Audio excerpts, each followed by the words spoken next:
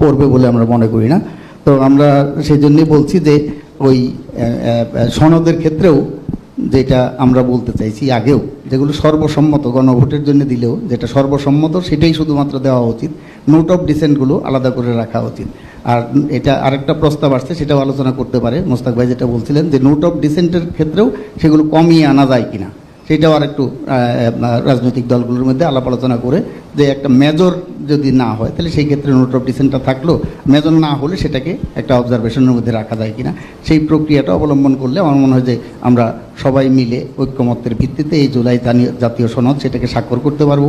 এটা আইনগত যে সুরক্ষা সেই সুরক্ষাটাও দিতে পারবো এবং সেখানে এটার যে বাস্তবায়ন প্রক্রিয়া সেই প্রক্রিয়ার ক্ষেত্রে আমরা ঐক্যমত্য পোষণ করবো। ধন্যবাদ সবাইকে। ধন্যবাদ জনাব বজলুর রশিদ ফিরোজ। মাননীয় সহসভাপতি কিছু বলবেন বোধহয়, এরপরে আমি রতন ভাই আপনার কাছে আসবো। আচ্ছা, ছোটখাটো কয়েকটা বিষয় যদিও গুরুত্বপূর্ণ বলে আমার কাছে মনে হয়েছে যে ইন্টারজেক্ট করা দরকার। তার মধ্যে একটা হচ্ছে, যখন আমাদের বিশেষজ্ঞরা কনস্টিটিউশন অর্ডারের কথা বলছেন, তারা পাশাপাশি আরেকটি সংবিধান তৈরি হয়ে যাবে এরকম মনে করার কোনো কারণ নাই। এটা কোনো অবস্থাতেই সেটা বলা হয়নি এবং এটা কোনো অবস্থাতেই সংবিধান সংস্কার কমিশন কর্তৃক প্রস্তাবিত এনসিসির বিষয়ে নয়।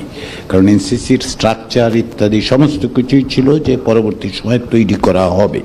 সংসদ না হলে তো আর সংসদের প্রধানমন্ত্রী, বিরোধী দলীয় নেতা নেত্রী থাকতে পারবে না, স্পিকার।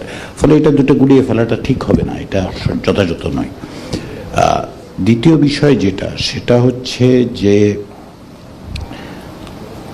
জুনায়েদ সাকি সেটা বলেছেন এবং অন্য সময় অনানুষ্ঠানিক আলোচনায় এটা এসছে, যখনই আমরা বলছি যে আগামীতে যাতে এই সনদের মধ্যে উল্লেখিত সংবিধানের মৌলিক বিষয়গুলো সংস্কার করা হবে, তার একটা প্রোটেকশন দরকার।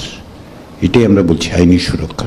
এবং আগামী সংসদের, সেটা যে নামেই আপনারা বিধি করুন, আগামী আইনসভা যেটা তৈরি হবে, সেই আইনসভার যে অতিরিক্ত ক্ষমতাটা দেওয়া হচ্ছে, এক অর্থে এটা কনস্টিটিউয়েন্ট পাওয়ারই দেওয়া হচ্ছে, এই বিতর্কে আমরা না গেলেও, যে তারা বড় রকমের সংস্কার করতে পারবে, এইটা আইডেন্টিফাই হওয়া দরকার।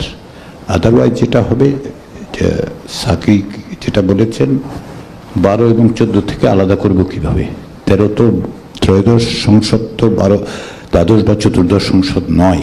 এইটা এত রক্ত প্রাণ এত কিছুর পরও আমাদের, এবং সবচেয়ে বড় জিনিস হচ্ছে সাংবিধানিকভাবে সুরক্ষার যে ব্যবস্থা, আইনি সুরক্ষা, সেটার একটা দিক বোধহয় হচ্ছে এটা একটু বিবেচনা করা দরকার, যে কনস্টিটিউয়েন্ট পাওয়ারটা আপনি কোনোভাবে তাদেরকে দেয়া দরকার, যাতে করে, এবং যেটা জনগণকেও জানানো দরকার নির্বাচনের আগে, যে পার্লামেন্ট ভোট আপনারা